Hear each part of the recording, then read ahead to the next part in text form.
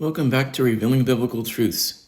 Before we get started, be sure to hit the like button, subscribe, share, and turn on post notifications so you can see future videos as soon as I post them. In today's video, we'll be going through the book of 2 Kings, chapters 6 through 10. In chapter 6, the sons of the prophets told Elisha they wanted to make their own living space, and he said, "Go." And one of them asked him to go with them, and he said, "Okay, I'll go." When they were by the Jordan River, they cut down trees. But as one of them fell, the axe head fell into the water. And he said, "Where did it go?" And the man showed him. And he took a stick and threw it in there, and the iron floated to the top, and the man picked it up.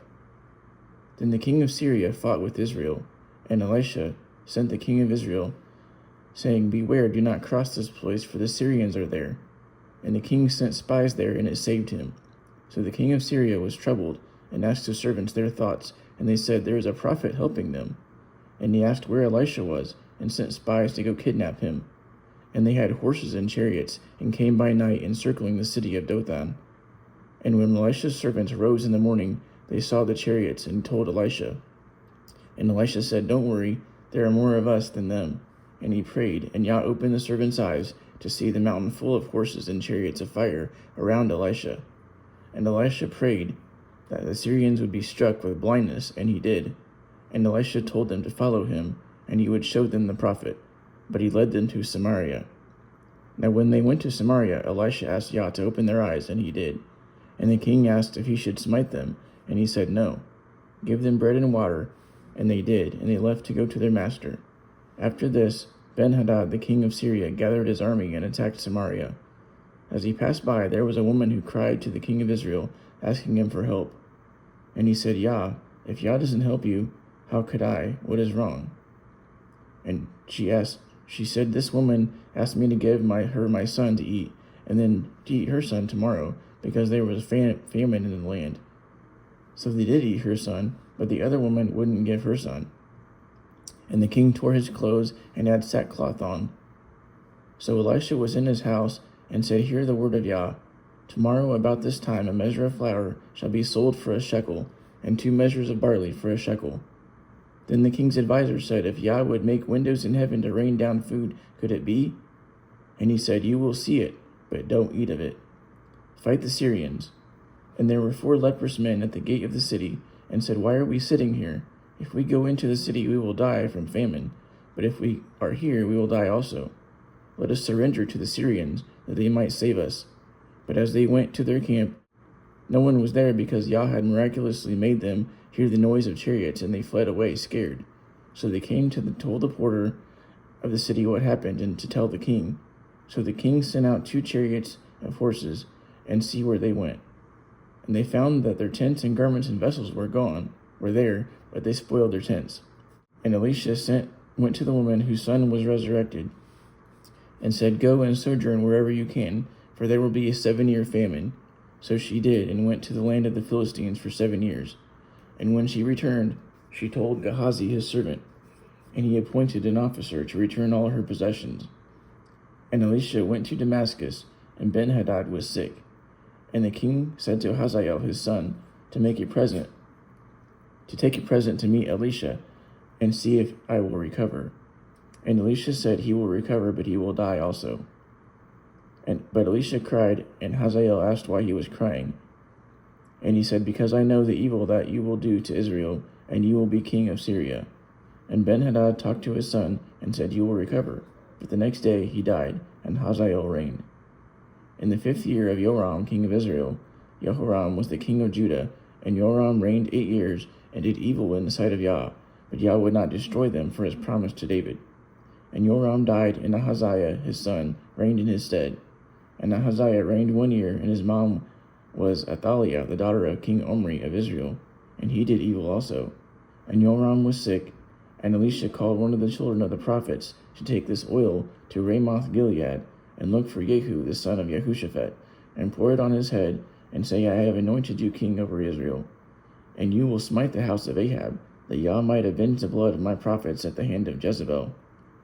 Now Yehu came out and anointed them king. And he conspired against Joram. And when Joram saw him, he said, "Is there peace between us?" And he said, "What peace, as long as your mother Jezebel and your witchcrafts are so many?" And he fled, but Yehu drew an arrow with a bow and smote Joram. Then Yehu said to his captain, "Throw him into the field of Naboth, and Yah avenge the blood." And Ahaziah saw it and fled away, but Yehu followed him and smote him too. And when Yehu came to Jezreel, Jezebel knew, and she painted her face and looked out. And as he entered, she said, "Who slew Zimri's master?" And he said, "Who is on my side?" And 2 or 3 eunuchs looked out, and he said, "Throw her down." And the horses trampled her and killed her. And he said, "Look at this cursed woman and bury her." But they only found her skull, feet, and hands. And he said, "This is the prophecy of Eliah, and her carcass shall be dung on the field of Jezreel."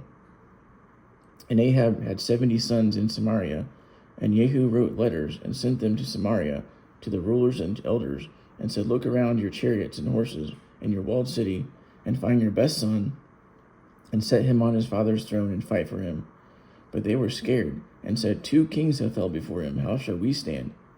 And they replied, "We are your servants. We will do whatever is good in your eyes." So he wrote a second letter, and said, "If you are mine, then listen to me. Take the heads of your master's sons, and come to Jezreel tomorrow." So they took the 70 sons and killed them, and put their heads in baskets, and sent them to him in Jezreel. And he laid their heads in 2 heaps at the entrance to the gate. And in the morning he said to all the people, "Be righteous. Know that Yahweh's word will come to pass concerning Ahab." So Yehu slew all that remained of the house of Ahab, including his family and his priests. And when he went to Samaria, he met with the brothers of Ahaziah the king of Judah, and asked who they were. And they told him, "We are the brothers of Ahaziah." And he said, "Take them alive." And they did, and they slew them in the pit of the shearing house. 42 men. After he left, he met Jehonadab, the son of Rechab, and said, "Is your heart right?" And he said, "It is." And he gave him his hand, and went into the chariot with him. And he said, "Come to me, and you will see the zeal for Yahweh." And when they rode into Samaria, and they slew all that remained of Ahab.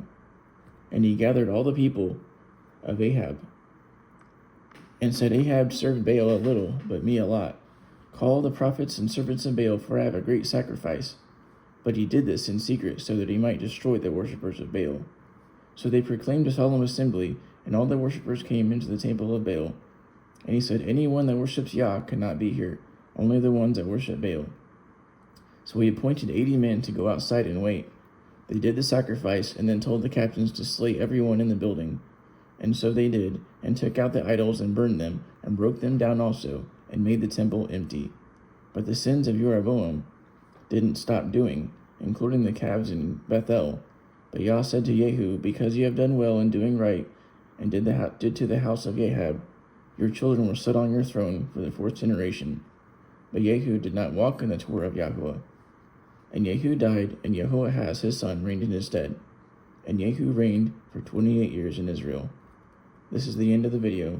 Thank you for watching, and until next time, Shalom.